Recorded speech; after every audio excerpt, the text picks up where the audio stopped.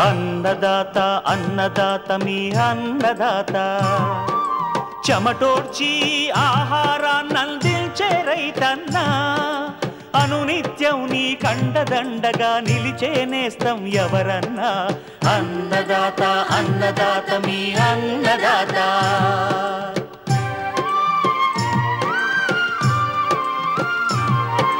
నూతన రీతుల సాగుబడికి నూరింతలు పెరిగే దిగుబడికి సూచనలిచ్చే సస్య రక్షణకు పశు పోషణకి శాస్త్ర విజ్ఞానం అందించి ముందుకు నడిపే తెలుగు రైతు భారతదేశానికి మకుటం అయ్యేలా తీర్చిదిద్దే ఆశయంతో మిమ్ము మేలు కొలిపేది అన్నదాత అన్నదాత అన్నదాత మీ అన్నదాత అన్నదాత అన్నదాత మీ అన్నదాత.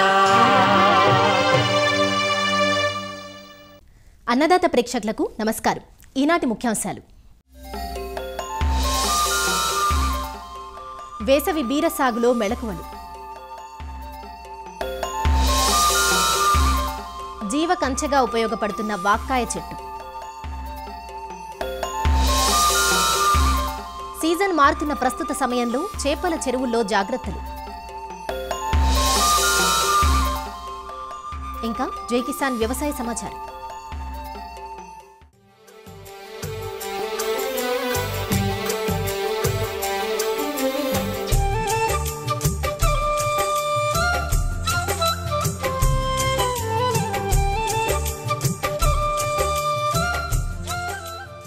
వేసవి వచ్చిందంటే చాలు కూరగాయలకు మంచి డిమాండ్ ఉంటుంది.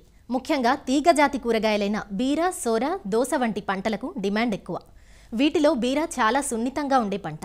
ఇప్పుడున్న వేడి వాతావరణ పరిస్థితులకు మొక్క సరిగ్గా ఎదగకపోవడంతో పాటు చీడపీడల బెడద కూడా ఎక్కువగా ఉండి దిగుబడులు తగ్గే అవకాశం ఉంటుంది. అయితే వేసవిలో మంచి ధర పలుకుతుంది. ప్రాంతాలకు అనుగుణంగా రకాలను ఎంపిక చేసుకోవటం, యాజమాన్యంలో సమగ్ర పద్ధతులను ఆచరణలో పెడితే మంచి దిగుబడిని, ధరను దక్కించుకునే అవకాశం ఉంటుంది. వేసవి బీర సాగుకు అనువైన రకాలు, సాగులో పాటించాల్సిన యాజమాన్యం గురించి వివరిస్తున్నారు ఆచార్య ఎన్జీ రంగా వ్యవసాయ విశ్వవిద్యాలయం, శ్రీకాకుళం జిల్లా పాలిటెక్నిక్ కళాశాల శాస్త్రవేత్త డాక్టర్ పి వెంకట్రావు. వేసవిలో ఏంటంటే చల్లని కూరగాయలు, అంటే ముఖ్యంగా మన తీగ జాతి కూరగాయలు, పందిరి కూరగాయలు, లేదంటే కుకుర్ బీట్స్ అంటాం, అంటే గుమ్మడి జాతికి సంబంధించినటువంటి కూరగాయల వైపు ఎక్కువగా మొగ్గు చూపుతారు. తీగ జాతి కూరగాయలు ముఖ్యంగా బేర పండించేటప్పుడు ఏంటంటే ఇసుకతో కూడిన గరప నేలలు కానీ లేదా నీరు నలుపుకున్నటువంటి బంకమట్టి నేలలు కానీ బాగా అనుకూలం. ముఖ్యంగా మార్కెట్లో మంచి గిరాకీ ఉన్న రకాల్లో చూసుకుంటే జగిత్యాల లాంగు, జైపూర్ లాంగు, అర్కా సుజిత్, అర్కా సుమిత్, అర్కా ప్రసన్, పోసా నస్దర్, అంటే ముఖ్యంగా ఈ వేసవికి బాగా అనుకూలం పోసా నస్దర్ అనే రకము. అదేవిధంగా హైబ్రిడ్ సంకర జాతి రకాలకు వచ్చేసరికి ఏంటంటే ముఖ్యంగా ప్రైవేట్ రకాల్లో సూర్యక, సంజీవిని, మహిమ, US3, US 401, 403, అర్జున్, అర్కా విక్రము, ఇటువంటి రకాలు కూడా, అంటే సంకర జాతి రకాలు కూడా మనం వేసుకోవచ్చు. మనకు సుమారుగా 600 నుంచి 800 గ్రాముల విత్తనాలు మనకి ఎకరానికి సరిపోతాయి కాబట్టి ఈ రకాలను ఎంచుకోవచ్చు. నాటేటప్పుడు ఏంటంటే తప్పకుండా విత్తన శుద్ధి చేసుకోవాలి. విత్తన శుద్ధి ఏంటంటే 1 కిలో విత్తనానికి 3 గ్రాముల థైరము లేదా మ్యాంకో జబ్బును కానీ కలిపి మనం విత్తన శుద్ధి కానీ చేసుకున్నట్టయితే చీడపీడలను తట్టుకునే శక్తి వస్తుంది కాబట్టి ఆ విధంగా చేసుకోవచ్చు. అదేవిధంగా ఆర్గానిక్ మోడ్లో మనం ఒక వెళ్ళాలనుకుంటే 1 కిలో విత్తనానికి 2 నుంచి 4 గ్రాముల వరకు ట్రైకోడర్మా విరిడిని పట్టించుకొని చేసుకున్నట్టయితే సరిపోతుంది. అదేవిధంగా ముఖ్యంగా మనం వేసవిలో సాగు చేస్తాం కాబట్టి వరుసల మధ్య 2 మీటర్లు ఉండేటట్టుగా, అదేవిధంగా మొక్కల మధ్య పాదుల మధ్య 50 సెంటీమీటర్ల నుంచి 70 సెంటీమీటర్లు ఉండేటట్టుగా మనం చూసుకున్నట్టయితే మనకు మంచి దిగుబడి రావడానికి అవకాశం, అంటే గాలి వెలుతురు బాగా తగిలి మొక్కల సాంద్రతగా సరిగా ఉండి మంచి దిగుబడి రావడానికి అవకాశం ఉంటుంది. అయితే భూమి మీద పాకించే బదులుగా మనం ఈ బోధులు తయారు చేసుకుని దానికి ఊతం ఇవ్వటం, కర్రలు కానీ మనకి పోల్స్ కానీ వైరింగ్ ఇచ్చుకొని కానీ చేసుకున్నట్టయితే మనకు నాణ్యమైన దిగుబడి, అధిక దిగుబడి రావడానికి అవకాశం ఉంటుంది. అయితే ఎరువుల విషయానికి వచ్చారంటే 1 ఎకరానికి ముందుగా విత్తే ముందే ఎకరానికి 8 నుంచి 10 టన్నుల పశువుల ఎరువు బాగా వేసుకోవాలి. అదేవిధంగా 40 కిలోల భాస్వరం, 20 కిలోల పొటాష్ ఇచ్చే ఎరువుల్ని ముందుగా గుంటలు అక్కడక్కడ మనం ముఖ్యంగా బేర వేసినప్పుడు గుంటలు తవ్వుతాం కాబట్టి ఆ గుంటల దగ్గర ఈ ఎరువు వేసుకునేటట్టు చేసుకొస్తే మంచిది. అలాగే తర్వాత ఏంటంటే నత్రజని ఏంటంటే 40 కిలోల నత్రజని ఇచ్చే ఎరువుని 2 సమపాగాలు చేసుకొని ఈ విత్తినప్పుడు ఒకసారి పిచికారిని విత్తిన 25 నుంచి 30 రోజులు ఒకసారి చేసుకున్నట్టయితే మనకి ఎరువులు సరిపోదు. అయితే ఇక్కడ ఎరువులు వేస్తున్నప్పుడు నేను జాగ్రత్త తీసుకోవాల్సింది ఏంటంటే ఎరువులు మొక్కకు దగ్గరలో మొదల్లో వేయకుండా కొద్ది దూరంగా అంటే 5 సెంటీమీటర్ల దూరంలో కానీ వేసుకున్నట్టయితే ఎరువుల వినియోగ సామర్థ్యం బాగా ఉండి మంచి దిగుబడి రావడానికి అవకాశం ఉంటుంది. అదేవిధంగా కలుపు విషయానికి వచ్చేసరికి ఏంటంటే విత్తిన వెంటనే పెండి మిత్తులైన మందును 1 లీటర్ నీటికి 5 మిల్లీ లీటర్ చొప్పున మనం పిచికారి చేసుకున్నట్టయితే అది ముఖ్యంగా 24 నుంచి 48 గంటల లోపు కానీ పిచికారి చేసుకున్నట్టయితే ఈ కలుపు మొలకనివ్వకుండా చేయడానికి అవకాశం ఉంటుంది.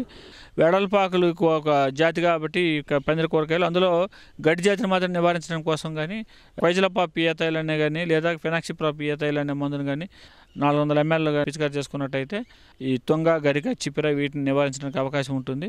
అదేవిధంగా మన నేలపైన మనం ముఖ్యంగా మొక్కలు 3 నుంచి 4 ఆకుల దశలు ఉన్నప్పుడు లీటర్ నీటికి 3 గ్రాముల బోరాక్స్, అదేవిధంగా సైకోసెల్ అని CCC అంటాం 250 మిల్లీగ్రాములు లేదా మ్యాలిక్ హైడ్రజైడ్ MH అంటాం అది 50 మిల్లీగ్రాములు 1 లీటర్ చొప్పున కలిపి పిచికారి చేసుకున్నట్టయితే మనకి ఆడ పువ్వులు ఎక్కువగా రావడానికి అవకాశం ఉంటుంది కాబట్టి ఈ రకంగా పిచికారి చేసుకోవాలి.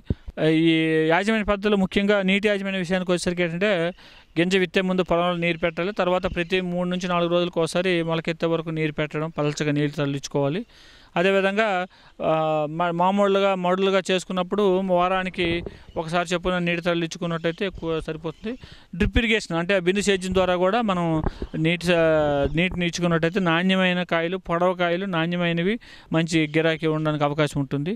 ఇది ట్రాన్సిషన్ పీరియడ్ కాబట్టి అంటే మనకి ఫిబ్రవరి నుంచి అంటే శీతాకాలం నుంచి వేసవికాలంకి మారుతున్న సమయం కాబట్టి మనకు బూడిద తెగులు కూడా ఎక్కువగా రావడానికి అవకాశం ఉంటుంది. కాబట్టి ఈ బూడిద తెగులు వచ్చినప్పుడు ఏంటంటే ఈ శిలీంధ్రం పైన తెల్లని పౌడర్లాగా ఆకుల మీద ఏర్పడడం జరుగుతుంది. దాని నివారణ కోసం ఏంటంటే డైనోక్యాప్ 1 మిల్లీ లీటర్ నీటికి చొప్పున కలిపి మనం పిచికారి చేసుకున్నట్టయితే బూడిద తెగులు సమర్థవంతంగా నివారించడానికి అవకాశం ఉంటుంది.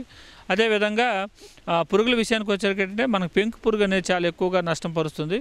దీని నివారణ కోసం ఏంటంటే థయోడి కార్బ్ అయితే 1 గ్రాము లేదా ప్రొఫెనోఫాస్ అయితే 2 మిల్లీ లీటర్లు లేదా మలాథియాన్ అయితే 2 మిల్లీ లీటర్లు 1 లీటర్ చొప్పున కలిపి మనం పిచికారి చేసుకున్నట్టయితే ఈ గుమ్మడి పెంకు పురుగులు అదేవిధంగా పొట్ల ఆకు పురుగులు రెండింటిని మనం సమర్థవంతంగా నివారించడానికి అవకాశం ఉంటుంది. అదేవిధంగా బీరలో పండుగ అనేది ఎక్కువ ఆశిస్తూ ఉంటుంది. ఈ పండుగ ఆశించినప్పుడు అంటే ఈ పూత దశలోనే తల్లి ఈగలు అంటే పువ్వుల పైన గుడ్లు పెట్టడం, ఇవి పూత మరియు పిందులోకి చేరి కాయలను తినేసి నష్టపరచడం. కాయ పెద్ద అయిన తర్వాత కానీ మనం ముందుగా చూడడం కాబట్టి ఇది ఎక్కువ నష్టం కలిగజేస్తుంది. కాబట్టి దీని నివారణ కోసం ముందుగానే పూత పిండి దశలోనే మలాథియాన్ అనే మందుని 2 మిల్లీ లీటర్ నీటి కలిపి 10 రోజుల వ్యవధిలో పిచికారి చేసుకోవాలి. అలాగే లింగాకర్ష బుట్టలు కూడా మనకి మార్కెట్లో దొరుకుతున్నాయి కాబట్టి ఈ లింగాకర్ష బుట్టలు కూడా ఏర్పాటు చేసుకున్నట్టయితే ఈ పండుగను సమర్థవంతంగా నివారించడానికి అవకాశం ఉంటుంది. అదేవిధంగా బీరలో కూడా ఈ ఆకు ముడత పురుగు కూడా ఎక్కువ ఆశిస్తుంది. లీఫ్ మైండర్ అని కూడా అంటాం. ఆకుల మీద ఈ ముగ్గులు వేసినట్టుగా గీతలుగా ఉండి ఆకులని గీకి తినడం జరుగుతుంది. కాబట్టి దాని నివారణ కోసం క్లోరిఫైర్పాస్ అయితే 2 మిల్లీ లీటర్లు లేదా క్వినాల్ఫాస్ 2 మీటర్లు లేదా థయోడి కార్బ్ 1 గ్రాము 1 లీటర్ నీటికి చొప్పున కలిపి పిచికారి చేసుకున్నట్టయితే నివారించుకోవచ్చు బాగా. అదేవిధంగా ఈ కూరగాయల్లో సమగ్ర సస్యరక్షణ చేయాలనుకున్నప్పుడు ముందుగా వేప సంబంధమైన మందులు వాడాలి. అంటే 5% వేప గింజల ద్రావణం కానీ లేదా వేప నూనె దొరుకుతుంది. ఈ నూనెని 5 మిల్లీ లీటర్లు 1 లీటర్ నీటికి చొప్పున లీటర్ నీటికి చొప్పున కలిపి పిచికారి చేసుకున్నట్టయితే మనకి ఈ పురుగులు రాకుండా ముందుగా చేసుకోవచ్చు. ఒకవేళ అత్యవసర పరిస్థితుల్లో తప్పని పరిస్థితుల్లో రసాయనాలు వాడినట్టయితే 10 రోజులు గ్యాప్ ఇచ్చిన తర్వాతనే పంట కోత కోయాలి. వేసవిలో ముఖ్యంగా వచ్చేసరికి చేదు నివారణ కోసం నీటి తడి ఇచ్చిన 2-3 రోజుల్లోనే మనం కోత కోసినట్టయితే చేదు లేకుండా మంచి నాణ్యమైన కాయని బరువు రావడం కూడా ఎక్కువ అవకాశం ఉంటుంది. కాబట్టి ఈ చర్యలు చేపట్టి అధిక దిగుబడి సాధిస్తారు.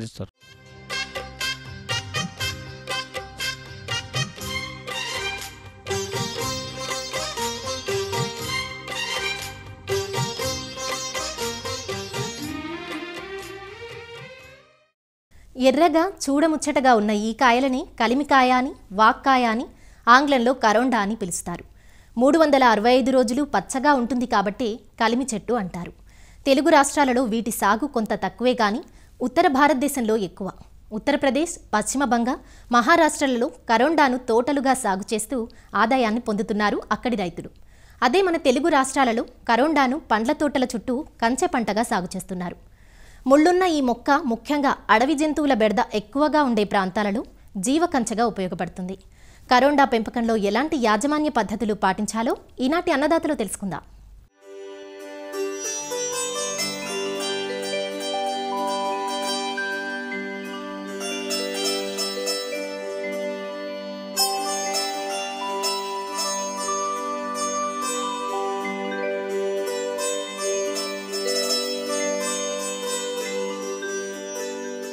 కరోండా, వీటిని కలిమికాయ, వాక్కాయ అని కూడా పిలుస్తారు. చెట్టు నిండా గులాబీ రంగు కాయలతో ఎంతో అందంగా ఉంటుంది ఈ మొక్క. కరోండా బహువార్షిక మొక్క. ఈ కాయల్లో అధిక ఇనుము పోషకం ఉండటం వల్ల రక్తహీనతను నివారిస్తుంది. పుల్లగా ఉండే ఈ కాయలను ముఖ్యంగా నిల్వ పచ్చళ్లుగాను, చట్నీలకు ఉపయోగిస్తుంటారు. అలానే చక్కెర పాకంలో ముంచి ప్రాసెసింగ్ చేయటం ద్వారా చెర్రీ పండ్లు మాదిరిగా ఉపయోగిస్తున్నారు. అలాగే ఆయుర్వేదంలోనూ ఈ మొక్క ఆకులు, వేర్లను విరివిగా వాడుతున్నారు. ఈ మొక్కలు గుబురుగా ఉండి కొమ్మలు శాఖోపశాఖలుగా విస్తరించి పదునైన ముళ్ళు కలిగి నిలువుగా పెరుగుతాయి. నీటి ఎద్దడిని తట్టుకుని భారతదేశంలోని అన్ని ప్రాంతాల్లో పెరిగే మొక్క ఈ కరోండా.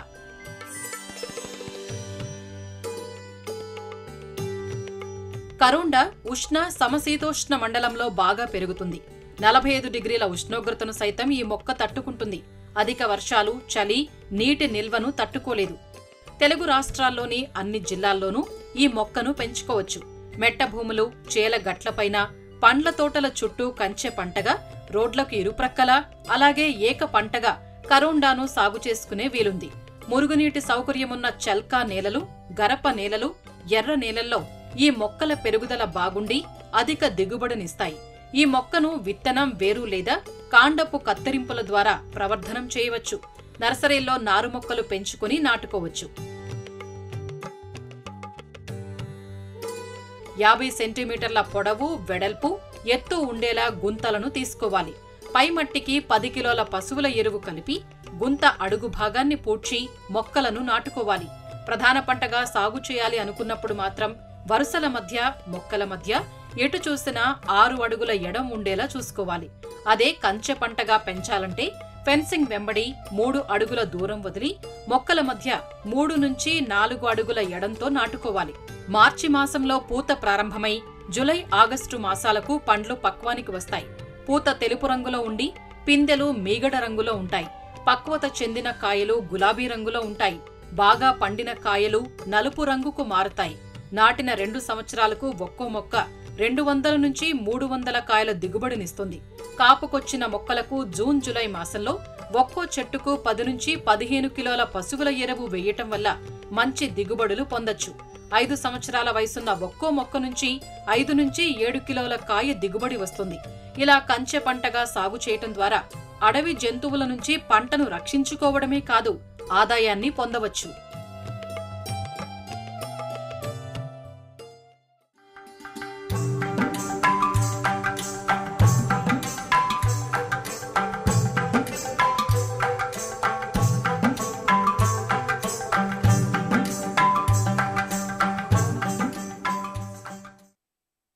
వ్యవసాయ అనుబంధ రంగాల్లో మత్స్య పరిశ్రమ ఒకటి. మంచినీటి చెరువుల నుంచి ఎకరాకు 4 నుండి 6 టన్నుల చేపల దిగుబడిని మన రైతులు తీస్తున్నారు. ప్రస్తుతం చెరువుల్లో చేపలు అరకిలో నుంచి పట్టుబడి దశ వరకు ఉన్నాయి. ఉష్ణోగ్రతలు పెరుగుతున్న ప్రస్తుత పరిస్థితుల్లో ఈ జలచరాలు ఒత్తిడికి గురై ఒక్కోసారి చనిపోయే ప్రమాదం ఉంది. కాబట్టి నీటి గుణగణాలను ఎప్పటికప్పుడు గమనించుకుంటూ అందుకు తగ్గట్లుగా చెరువుల్లో యాజమాన్య చర్యలు చేపట్టాలంటూ వివరాలు తెలియజేస్తున్నారు ఆచార్య ఎన్జీ రంగా వ్యవసాయ విశ్వవిద్యాలయం ఉండి కృషి విజ్ఞాన కేంద్రం మత్స్యశాస్త్రవేత్త డాక్టర్ శ్రీనివాసరావు. మనం ఇప్పుడు ఏంటంటే మన ప్రాంతంలో అంతా కూడా ఎక్కువగా చేపలు పట్టుబడి దశలో ఉన్న చేపలు ఎక్కువగా ఉన్నాయి. అదేవిధంగా మనకి అన్ని చెరువుల్లో కూడా ఇంచుమించు 1/2 కేజీలు మించి చేపలు అనేవి మనం చూడడం జరుగుతుంది. ఈ మధ్యకాలంలో చూసినట్లయితే మనకి ఇప్పుడు ఈ శీతాకాలం అయ్యి ఇప్పుడు వేసవికాలంలోకి మనం అడుగుపెట్టాము. చేపలు శాంపిల్స్ కూడా రావడం జరుగుతుంది. వీటిలో డిసీజులు ఉండడం, అదేవిధంగా చాలా వరకు నీటి గుణాలకు సంబంధించిన డిసీజెస్ కూడా రావడం జరుగుతుంది. మనం ఈ పట్టుబడి దశకొచ్చిన ఈ సమయంలో మనం చేపల్లో తీసుకోవాల్సిన జాగ్రత్తలు కానీ గమనించినట్లయితే మొట్టమొదటిగా మన చేపల చెరువుల్లో మనకి ఇంచుమించు 2.5 టన్నులు మించి కానీ ఉన్నట్లు ఎకరానికి అతి జాగ్రత్తను తీసుకోవాలి. ఎందుకంటే ఈ వాతావరణంలో తేడా వల్ల మనకు ముఖ్యంగా వచ్చే సమస్య ఏంటంటే ఆక్సిజన్ సమస్య. వాతావరణంలో కానీ మబ్బు పట్టి చిరుజల్లు కానీ పడినట్లయితే మనకి ఆక్సిజన్ అనేది పడిపోయి పెద్ద సైజు చేపల చెరువులన్నీ కూడా డిసీజ్తో ఉన్న చేపలున్న చెరువుల్లో ఎక్కువ సంఖ్యలో మన చేపలు చనిపోవడం జరుగుతుంది. ప్రతిరోజు కూడా ఉదయాన్నే మనం వచ్చినప్పుడు మన చెరువు దగ్గర ఈ ముట్లు కానీ ఎత్తున్నాయి అనేది ఒకటి చూసుకోవడం. అక్కడక్కడ శాంపుల్ వేసి కానీ మనం చెరువులో చూసినట్లయితే మనం మొప్పలను ఒకటి గమనించి మనకు మొప్పలు బాగా రెడ్గా ఉండాలి. అలా కాకుండా ఆ మొప్పల్లో కానీ తెల్లమైన చేపలు ఉన్నాయా లేదా ఏదైనా సరే జీరలు ఉన్నాయా, దాంట్లో కానీ శంకుజాలు అది ఉందా అని చెప్పి మనం జాగ్రత్తగా పరిశీలించి అలాగే చేప పెయిన్ సమస్యను ఒకటి ఒకటి కూడా జాగ్రత్తగా పరిశీలించినట్లయితే, అలాగే బాహ్యంగా ఏమైనా మనకి తేడాలు ఉన్నాయా, ఎరుపు రంగు మచ్చలు ఉండడం కానీ, లేదంటే మనకి తాటాకు రంగు మచ్చలు ఉండవు, ఇలాగ ఏదైనా సరే మనకి ఈ చేప అబ్నార్మల్గా కనిపించినట్లయితే వెంటనే మన దగ్గరలో ఉన్న పరీక్షాలయానికి వెళ్ళి అక్కడ పరీక్షించి చేసుకుని దానికి ఏమైనా లోపాలు ఉన్నట్లయితే దానికి అనుగుణంగా మనకి యాజమాన్యం చేయాల్సి వస్తుంది. అదేవిధంగా మనకు నీటిని మనం ఒకసారి మన చెరువులోకి నీటిని ఉదయాన్నే మనం ఈ నీటి శాంపిల్ని ఒకటి తీసుకెళ్ళి దాన్ని మనం పరీక్షాలయాన్ని పరీక్షించుకొని ఆ నీటిలో ఏమైనా తేడాలు ఉన్నాయంటే మాత్రం వాటికి అనుగుణంగా మనకి ఈ నీటి మీద చేయాల్సిన యాజమాన్యంతో కూడా చేయాల్సి ఉంది. ఈ నీటి గుండాలో మనం ముఖ్యంగా చూడాల్సిన చేపల చెరువులో 3 ఒకటి ఏంటంటే pH, తర్వాత ఆక్సిజన్, తర్వాత అమ్మోనియా. ఈ pH అనేది మనకి ఏంటంటే 7.5 నుంచి 8.5 మధ్యలో ఉండాలి. తర్వాత మన ఈ ఆక్సిజన్ చూసినట్లయితే కనీసం 5 ppm ఉండాలి. అదేవిధంగా అమ్మోనియా అనేది అస్సలు ఉండకూడదు. తర్వాత ఎప్పుడైతే మనకి ఈ ఆక్సిజన్ తగ్గిందని కానీ చూసామో అటువంటి చెరువులో మనం అర్ధరాత్రి దాటి నుంచి కూడా ఉదయం వరకు పంపు సర్క్యులేషన్ మన చెరువులో నీటిని చెరువులోకి తోడుకునేటట్టుగా ఒక మోటార్ని ఏర్పరచుకొని దాంట్లో చేసుకోవడం, లేదంటే మనం బోటు తిప్పడం. మనకు మరబోటు ఉన్నప్పుడు అయితే అది ఉదయం తెల్లవారుజాము 2-3 గంటల నుంచి ఉదయం ఎండ వచ్చే వరకు కూడా మనం బోట్ని చెరువు చుట్టూ కూడా తిప్పడం అనేది మా పద్ధతి. ఏరేటర్ల అవకాశం ఉంటే ఏరేటర్లు కూడా పెట్టుకుని చాలా వరకు మా ఆక్సిజన్ సమస్యని ముందుగానే తిప్పినట్లయితే మనం ఈ ఆక్సిజన్ సమస్యని అధిగమించవచ్చు. మనకి ఎక్కువగా అన్ని చెరువుల్లో కూడా ఉండేది శంకుజలగ, అలాగే చేప పేను, ఈ పరాణజీవులే కాకుండా బ్యాక్టీరియా తెలుగు, ముఖ్యంగా ఏంటంటే రెడ్ డిసీజ్, అదేవిధంగా తాటాకు తెగులు. మనకి చెరువులో ఎప్పుడైతే 1-2 చేపలు చనిపోతున్నాయో ఏదో ఒక శానిటైజర్ కొట్టడం, లేదంటే ఒక పెస్టిసైడ్స్ కొట్టడం, మనకి మేతలో ఏదో ఒక యాంటీబయాటిక్ పెట్టడం జరుగుతుంది. మనం వ్యాధిని నిర్ధారణ చేయకుండా ఏ విధమైన శానిటైజర్ కానీ ఏ విధమైన పెస్టిసైడ్ కానీ మన చెరువులో వాడద్దు. ఆ వాడడం వల్ల ఏమవుతుందంటే ఒకేసారి మనకి ఆక్సిజన్ సమస్య, ఈ అమ్మోనియా కానీ ఎక్కువగా ఉన్నట్లయితే అటువంటి చెరువుల్లో మనకి ఈరోజు 2 చనిపోయినవి ఎక్కువ సంఖ్యలో చేపలు చనిపోవడం జరుగుతుంది. అదేవిధంగా మేతలో పెట్టే మందులు ఏంటంటే మనం వ్యాధి నిర్ధారణ చేసిన తర్వాత మాత్రమే మనం మేతలో మందు అనేది యాంటీబయాటిక్ ఇవ్వాలి. ఈ రెడ్ డిసీజ్ ఎక్కువగా వస్తుంది కనుక దీనికి అనుగుణమైన మన యాంటీబయాటిక్ ఏంటంటే ముఖ్యంగా ఇది ఆక్సిటెట్రాసైక్లిన్ సరిపోతుంది. ఒక 10 టన్నుల చేపకి ఇంచుమించు కేజీ చొప్పున కానీ మేతలో పెట్టినట్లయితే ఒకసారి మేతలో మనం మందు వాడినప్పుడు కనీసం 5 రోజులు ఉండి పెట్టాలి. ఎప్పుడైతే తగ్గుదల కనిపించిందో 2-3 రోజుల తర్వాత పూర్తిగా తగ్గిపోతే ఈ మందు ఆపేయకుండా 5 రోజులు పూర్తిగా మన యాంటీబయాటిక్ వాడాలి. అదేవిధంగా ఇంకా కానీ మనకి అప్పటికి కూడా ఇంకా తగ్గకపోతే ఒక మ్యాక్సిమం మనం యాంటీబయాటిక్ని 10 రోజులు, అంతేగాని మనం పూర్తిగా చెరువు అంతా కూడా రోజు యాంటీబయాటిక్ మాత్రం వాడద్దు. అది ఒకవేళ మనకి నీటిలో ఆక్సిజన్ సమస్యలు కానీ ముట్లేతర సమస్య ఉన్నట్లయితే మాత్రం అటువంటి చెరువులో మనం పొటాషియం పెర్మాంగనేట్ని తీసుకుని ఎకరానికి ఇంచుమించు కేజీ చొప్పున వాడినట్లయితే చాలా వరకు ఈ సమస్యను మనం తెలుసుకుంటాం. అలాగే ఏంటంటే ఇటువంటి సమయంలో మనం pHని గమనించి ఆ pH కానీ 8 కంటే తక్కువ ఉన్నట్లయితే అగ్రికల్చర్ లైము ఎకరానికి 25 కేజీలు, దాంతోపాటుగా మనకి బాహ్య పరాజీవుల సమస్య ఏదైనా ఉన్నట్లయితే సాధారణ ఉప్పు 25 కేజీలు ఎకరానికి ఉదయం పూట జల్లుకోవాలి. ఈ విధంగా వాడినట్లయితే మనకి చెరువులో చాలా వరకు మన ఖర్చు కూడా తగ్గించుకోవచ్చు, అదేవిధంగా మంచి దిగుబడి అనేది సాధించవచ్చు.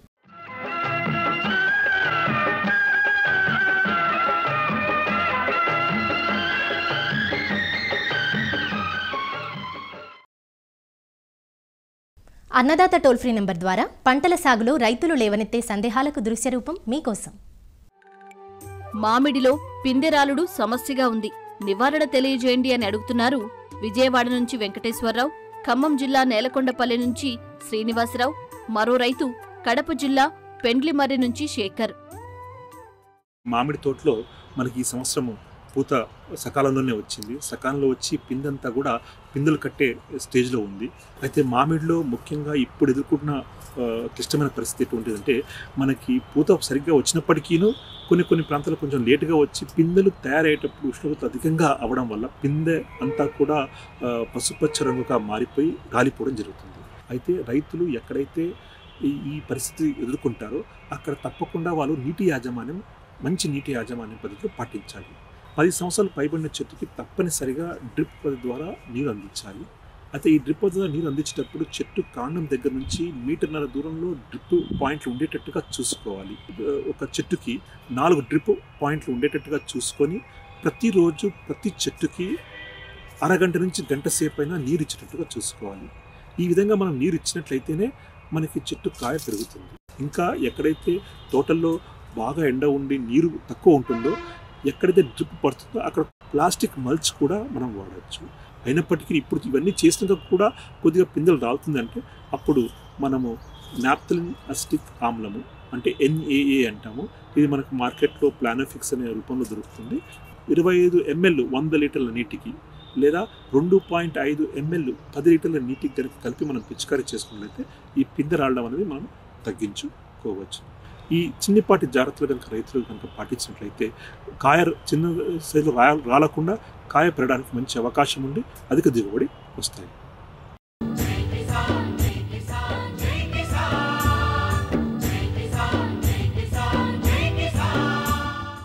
వ్యవసాయ సమాచారం ఇప్పుడు జై కిసాన్లో చూద్దాం. చాలా కాలంగా స్తబ్దుగా ఉన్న పసుపు ధరలు అమాంతంగా పెరగడంతో రైతులు హర్షం వ్యక్తం చేస్తున్నారు. ఆంధ్రప్రదేశ్లో పసుపు క్రయ విక్రయాలకు పేరుగాంచిన దుగ్గిరాల పసుపు మార్కెట్లో ప్రస్తుతం క్వింటాల్ పసుపు రేటు 11,000 రూపాయల వరకు పలుకుతోంది. 2023 జూన్ తర్వాత నుంచి మంచి జోరులో ఉన్న పసుపు మార్కెట్ అదే జోరులో కొనసాగటం రైతుల్లో ఆశలు నింపుతోంది. గత సంవత్సరం కేవలం 5,000 రూపాయల గరిష్ట ధరలు పలికిన పసుపు రేట్లు ప్రస్తుతం రెట్టింపయ్యాయి. జనవరి మాసంలో క్వింటాల్ 12,000 రూపాయల గరిష్ట ధరను సైతం తాకింది. ఈ పరిణామం పసుపు రైతులకు ఉపశమనమే. 10 సంవత్సరాల తర్వాత క్వింటా 10,000 రూపాయల మార్కును దాటింది. గత 2 ఏళ్లుగా రేట్లు లేకపోవడంతో చాలా మంది రైతులు ఈ సంవత్సరం పంట సాగు బాగా తగ్గించేశారు. సాగు చేసిన పంట కూడా మొదట్లో వర్షాభావం, డిసెంబర్లో సంభవించిన మిగ్జాన్ తుపాను కారణంగా బాగా దెబ్బతింది. దీంతో దిగుబడులు తగ్గుతాయన్న అంచనాలు రేట్లు పెరిగేందుకు కారణం అవుతున్నాయి. మార్కెట్లో నిల్వలు తగ్గి గిరాకీ పెరిగిందని పసుపు వ్యాపారులు చెబుతున్నారు. పసుపు ధరలో 10,700 దగ్గర నుంచి 11,300 దాకా మార్కెట్ జరుగుతుంది. రీసెంట్గా 1,000 రూపాయల మేర ధరలు పెరగడం జరిగింది. ఎందుకంటే ఆగస్టు తర్వాత 4 నెలల తర్వాత డిమాండ్ రావటం అనేది ఇదే. గతంలో ఎప్పుడు డిమాండ్ దీపావళి నుంచి బాగా డిమాండ్ ఉండేది. ఈ సంవత్సరం డిమాండ్ లేకపోవడానికి కారణం ఏంటంటే సెల్లింగ్ సెంటర్స్లో అందరి దగ్గర పసుపు మార్కెట్ పెరిగిద్దనే ఉద్దేశంతో నిల్వలు ఎక్కువ పెట్టుకున్నారు. వాళ్ళ నిల్వల్ని క్లియర్ చేసుకోవడానికి డిమాండ్, వాళ్ళ సరుకు అమ్ముకోవడానికి మన దగ్గర డిమాండ్ లేకుండా వాళ్ళ దగ్గర సరుకులు అమ్ముకోవడం జరిగింది. కాబట్టి ఈ 4 నెలలు డిమాండ్ లేకుండా ఉంది. జనవరి నెల వచ్చినాక కొంచెం డిమాండ్ పర్వాలేదు, బాగానే నడుస్తుంది. మార్చి 20వ తారీఖు ఏప్రిల్ 1st వీక్కి కొత్త పసుపు వస్తుంది. కొత్త పసుపు ఏదైనా ఈ సంవత్సరం ఆంధ్రప్రదేశ్ మొత్తం మీద కూడా ఈ సంవత్సరం 50% మించి ఎవరు క్రాప్ వేయలేదు రైతులు. గత సంవత్సరంలో ఆశాజనకమైన రేట్లు లేకపోవడం కారణం మెయిన్ 5,000 రేటు కొన్ని సంవత్సరాల నుంచి 4-5 సంవత్సరాల నుంచి ఉండటం మూలంగా పసుపు వేయకపోవడం జరిగింది. అదేవిధంగా డిమాండ్ కూడా ఆ టైంలో కొంచెం అంత లేదు. నిల్వదారుల డిమాండ్ తప్పితే అప్పుడు డిమాండ్ లేకుండా ఉంది. ఇప్పుడు ప్రస్తుతానికి డిమాండ్ ఆశాజనకంగానే ఉంది. ఈ రేట్లకు తగ్గవని మాకైతే కొంచెం ఆశగానే ఉంది. ఈ ఎక్స్పోర్ట్స్ ప్రస్తుతానికి ఇప్పుడు కొంతమేరకు ఉన్నాయి, అదే పూర్తిగా రాలేదు ఈ సంవత్సరం. గత సంవత్సరాలు ఉన్నంత డిమాండ్ ఈ సంవత్సరం కొంచెం తగ్గుతూ ఉంది. దానికి కారణం అంతే వాళ్ళ దగ్గర నిల్వలు ఉండటమే దీనికి కారణం అంతే. ఇతర దేశాలు కూడా, యూరోప్ కంట్రీస్ కూడా ఉండేది. ఇదివరకు అక్కడ ఈ పురుగు మందుల అవశేషాలు మన ఇండియా నుంచి వెళ్ళే సరుకులో ఉండటం మూలంగా యూరోప్ కంట్రీస్లో కొంచెం డిమాండ్ మనకు తగ్గింది. అదే గల్ఫ్ కంట్రీలో పర్వాలేదు, గల్ఫ్ కంట్రీలో బాగానే డిమాండ్ ఉంది, గల్ఫ్ కంట్రీలో పోతూనే ఉన్నాయి. కొంచెం మన రైతులు కూడా ఈ పురుగు మందులు మోనోక్రోటోఫాస్, క్లోరిఫైరిఫాస్ మందులు వాడకుండా ఉంటే దానికి సంబంధించిన మందులు ఇంకోహైనా కొట్టుకోవచ్చు. కానీ కొంచెం ఆ విషపూరితమైన పెస్టిసైడ్స్ వాడకుండా ఉంటే ఇతర దేశాల్లో కూడా తీసుకోవడానికి సిద్ధంగా ఉన్నారు. ఈ ఏడాది పసుపు పండించిన రైతులు అటు సాగునీరు లేక ఇటు పంటకు తెగుళ్లు సోకడంతో ఇబ్బందులు పడ్డారు. పెట్టుబడులు పెరిగి దిగుబడులు తగ్గాయని చెబుతున్నారు. గత ఏడాది పంట నిల్వ చేసుకున్న అతి కొద్ది మంది మాత్రమే ఈ ధరల వల్ల లాభపడతారని, ప్రస్తుతమున్న ధరలు తమ పంట అమ్ముకునే వరకు కొనసాగితే బాగుంటుందని కోరుకుంటున్నారు. 3 ఎకరాలు వేసాం. దిగుబడి 183 క్వింటాలు అవుద్ది. మొత్తం మీద 120 బస్తాలు అయినాయి. చిల్ల 80 బస్తాలు, 40 బస్తాలు కాయ. ఈ పోయిన సీజన్లోనే అప్పుడు వెనక్కి దున్నేతలకి గవర్నమెంట్ కొంటుంటే దాంట్లో గొల్ల మా ఊళ్ళో అప్పుడు 6,700 ఉంది, ఇప్పుడు 11,200. అక్కడ ఉన్న రైతుల్లో 2 ఏసీలో పెట్టా, ఆ ఏసీలో తెచ్చి ఇప్పుడు నేను అమ్ముకుంటున్నా. ఈ సంవత్సరం బాగోలేదండి. తెగుళ్ళు, నీళ్ళు లేవు, సాగర్ కాలువలు రావట్లేదు. ఆడ లిఫ్ట్ ఇరిగేషన్లో నీళ్ళు లేక ఏట్లో సరిగా ఆడక తెగుళ్ళు. ఈ సంవత్సరం వేసిన వాళ్ళే 15 కూడా వస్తాయో రావు. ఆట అయితే 20, 25, 30 దాకా అవుతున్నాయి. కూలి వచ్చేతలకి 400 కలుపు తీస్తే. ఈ సంవత్సరం ఎక్కువ అండి ఆటా మీద పెట్టుబడులు. పసుపు సాగులో రసాయనాలను తగ్గించడం, కర్కుమిన్ శాతం అధికంగా ఉండే రకాలను సాగు చేస్తే మున్ముందు పసుపుకు మంచి భవిష్యత్తు ఉంటుందని నిపుణులు సూచిస్తున్నారు. మరిన్ని విభిన్న అంశాలతో రేపటి అన్నదాతలో మళ్ళీ కలుసుకుందాం. అంతవరకు సెలవు, నమస్కారం. అన్నదాతలు తమ సందేహాలు, సమస్యలను 1800-425-4085 టోల్ ఫ్రీ నంబర్లో ఉదయం 10 నుంచి 11 గంటల మధ్య పని దినాల్లో సంప్రదించగలరు. ఈ కార్యక్రమాన్ని యూట్యూబ్లో www.youtube.com/annadaata ETV లింక్ ద్వారా వీక్షించవచ్చు.